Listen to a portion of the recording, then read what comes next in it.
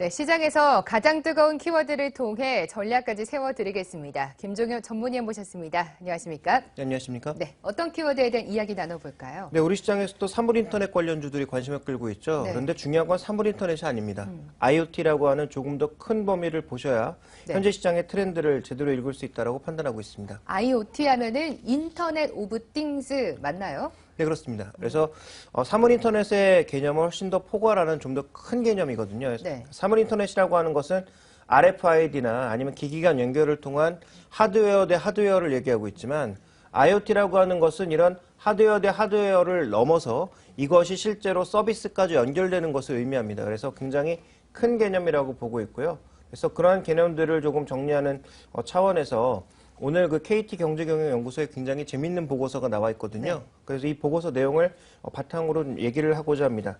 먼저 스마트폰 액세서리의 최근 판매량 베스트셀러를 보시면 굉장히 재밌는 경향이 나오고 있습니다. 다 이 그 리포트 안에 들어가 있는 그림들인데요. 1위부터 10위까지가 모두 헬스케어와 관련되어 있는 제품들이라는 거죠.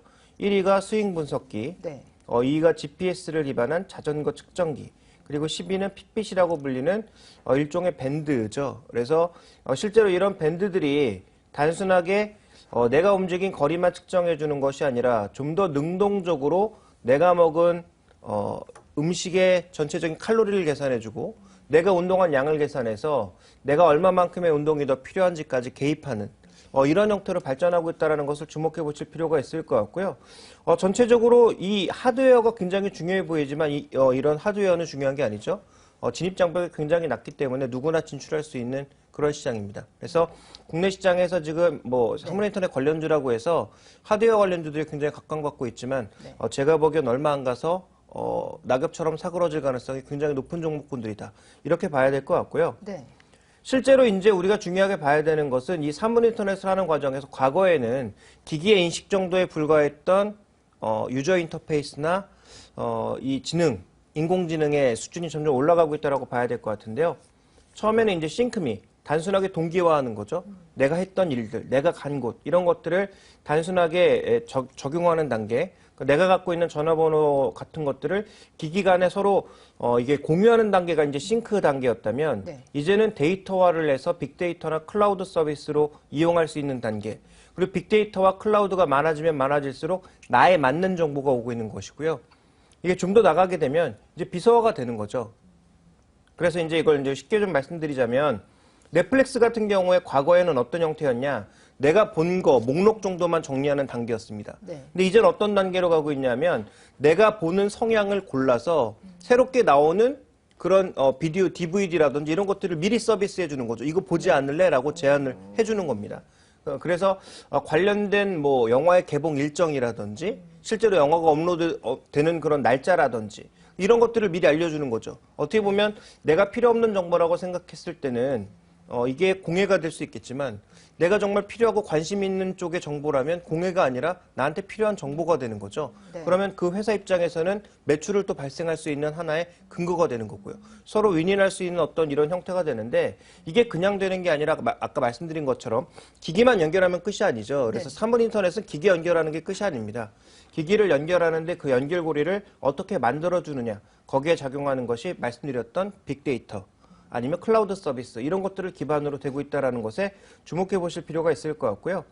그 다음에 이제 이 얘기를 조금 더 풀어놓은 건데 우리가 사용하던 기기가 이제 PC에서 스마트폰 또 멀티 디바이스로 넘어가고 있는 상황이죠. 그래서 웨어러블로 가게 되면 나에 대한 개인 맞춤화이지만 IoT로 가게 되면 상황에 맞춰서 예를 들어서 내가 백화점 안으로 들어갑니다. 근데 내가 자주 이용하는 어떤 브랜드의 상점을 지나가게 되면 그 브랜드 상점의 신제품에 광고가 뜬다든지 이런 것들로 바뀌어가고 있다는 거죠. 그러니까 단순하게 웨어러블 기기가 굉장히 중요하게 인식되고 있지만 웨어러블, 제가 좀 심하게 표현하겠습니다. 네. 웨어러블 기기 따위는 중요한 게 아닙니다. 누구나 만들어낼 수 있거든요. 네. 그 웨어러블 기기를 이용해서 과연 무엇을 할 거냐가 중요하다라고 계속 말씀드리고 있는데 그런 과정에서 최근에 미국 시장에서는 IoT가 굉장히 각광받는 사업으로 떠오르고 있고 관련된 종목군들이 고평가 논란에도 불구하고 주가가 좀처럼 식지 않고 있다라고 봐야 될 것 같습니다.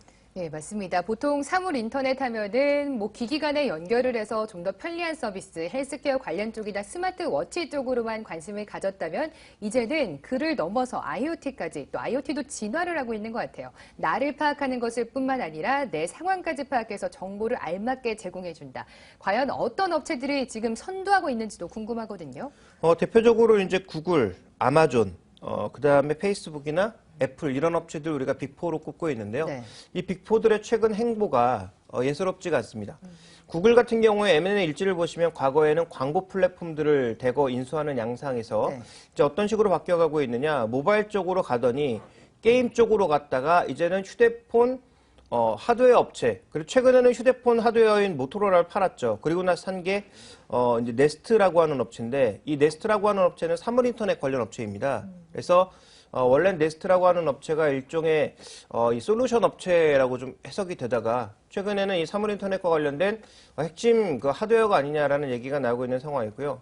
최근에 또 구글이 구글 안에 구글 X라고 하는 프로젝트로 진행하고 있는 산업 중에서 여러 가지가 있지만, 뭐 무인카라든지 네. 그리고 또 최근에 진행되고 있는 게 뭐냐면 그 로봇, 그래서 보스턴 다이너믹스라고 제가 이름을 기억하고 있는데 네. 로봇 관련 회사들을 8개나 인수했거든요. 근데 그 8개 중에 7개는 군수 회사에 가까운 회사였고 마지막에 인수한 보스턴 다이너믹스는 순수 로봇 회사입니다. 그래서 이런 것들을 점점 인수해서 구글 같은 경우에도 하드웨어를 강화하고 있는데 여기서도 착각하시면 안 되는 게 하드웨어를 사는 이유는 결국은 구글 서비스를 점점 더 넓혀 나가기 위함입니다. 그래서 구글이 하드웨어 업체를 인수하고 있으니까 하드웨어 업체가 중요하다고 생각하시면 오산이라는 거죠. 그 다음에 이제 우리가 살펴봐야 될 것은 아마존인데요. 아마존은 또 반대의 개념으로 가고 있습니다. 원래 인터넷 기반의 업체 아니었습니까? 네. 근데 이제 준비된 그림을 보시면 뭐가 나오냐면 킨들을 갖고 있는 사람, 그리고 아마존에 프리미엄 회원으로 가입되어 있는 사람들의 매출이 그렇지 않은 사람들의 거의 배에 가깝습니다. 그렇게 본다면 아마존 같은 경우에도 자신들의 서비스를 넓혀나가기 위해서는 아마존도 반대로 하드웨어가 필요한 거죠. 그래서 아마존은 손해를 보더라도 킨들과 같은 그런 이 제품들, 하드웨어들을 더 많이 팔아야 되는 겁니다. 그래서 하드웨어 쪽에서는 이익 내는데 관심이 없고요. 네. 손실만 안 내면 되는 거죠. 그러니까 오히려 하드웨어 업체들 쪽에서는 부담이 될 수도 있는 상황. 그래서 HTC와 연결해서 저가의 스마트폰을 미국에서 대규모로 런칭할 가능성이 높아지고 있고요. 네. 그런 관점에서 본다면 LG전자나 삼성전자는 어떤 식으로 또 미국 시장을 공략해야 될지 앞으로 고민스러운 그런 입장이라고 봐야 될 것 같고요. 그 다음 페이스북 같은 경우에는 또 어떤 식으로 접근하고 있느냐. 페이스북도 하드웨어로 진출했다 실패했습니다. 페이스북 폰 만들었는데 이런 표현이 뭐 적절할지 모르겠습니다만 네. 폭망했죠. 완전히 뭐 망해버렸는데 실제로 그러다 보니까 이제 페이스북은 방향 어느 쪽으로 틀었느냐. 이 인터넷 시대에 중요한 것은 액티브 유저라는 거죠. 활동적으로 움직이고 있는 유저들을 잡는 것이 중요하기 때문에 화치앱을 인수를 해서 이와 관련돼서 수익을 늘릴 것으로 예상이 되고 있는 상황이고요. 마지막으로 애플 같은 경우에는 여러 가지 서비스를 동시에 진행하고 있는데 아이워치라고 하는 이 하드웨어 플랫폼도 넓혀가고 있지만 실제로 스마트카와 같은 이런 여러 가지 IoT 산업들을 넓혀가고 있고요.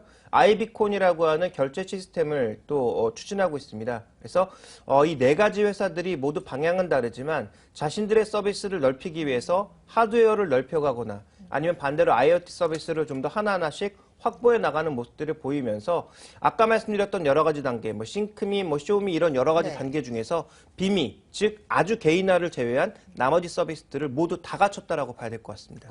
이렇게 글로벌 IoT 흐름을 살펴보니까요. 하드웨어와 소프트웨어를 아울러서 그 서비스를 확장해 나가는 게 포인트 같은데 국내 업체들은 이런 흐름에 좀 뒤처지지 않나 싶기도 하거든요. 네, 많이 뒤쳐졌죠. 그나마 이제 가장 앞서져 가고 있는 것이 삼성인데, 삼성이 이제 타이젠을 중심으로 해서 이루고 싶은 것은 커넥티드 홈입니다. 그래서 삼성도 하드웨어를 넘어선 서비스 쪽으로 계속 가려고 하고 있거든요. 다만 걸림돌이 너무 많죠. 타이젠 서비스를 과연 성공적으로 안착시킬 수 있을지가 미지수고요. 그다음에 지금 타이젠을 중심으로 해서 최근에 스마트워치를 내놨더니 바로 또 구글이 스마트워치도 쓸 수 있는 OS를 또 내놨습니다. 이런 견제구가 너무 심하게 나타나고 있기 때문에 LG는 TV 쪽에서 웹 OS를 바탕으로 또 삼성은 타이즌을 바탕으로 새로운 신규 서비스 OS를 런칭하려고 하고 있는데 이것의 성공 여부에 따라서 네. 삼성전자가 200만 원 시대를 여느냐 못 여느냐 달려 있을 것 같습니다. 그래서 관련주들은 그런 종목군들을 꼽아볼 수 있을 것 같고요. 네. 다음에 유통업계 쪽에서는 옴니채널을 지난번에 소개시켜드린 적이 있었는데 그와 관련된 종목군들, 뭐 네이버라든지 인터파크, 신세계, 롯데쇼핑 같은 종목군들이 점점 영역을 넓혀가고 있다는 거죠. 그러니까 이런 부분에서 앞으로 얼마나 소구력을 미칠지를 좀 더 확인해 보면서 이런 종목군들에 대한 관심이 필요하지 않을까라고 보고 있습니다. 네, 글로벌 IoT 흐름을 통해서 국내 종목들까지도 얘기를 해주셨네요. 마켓 키워드 김종규 전문위원과 함께했습니다. 고맙습니다.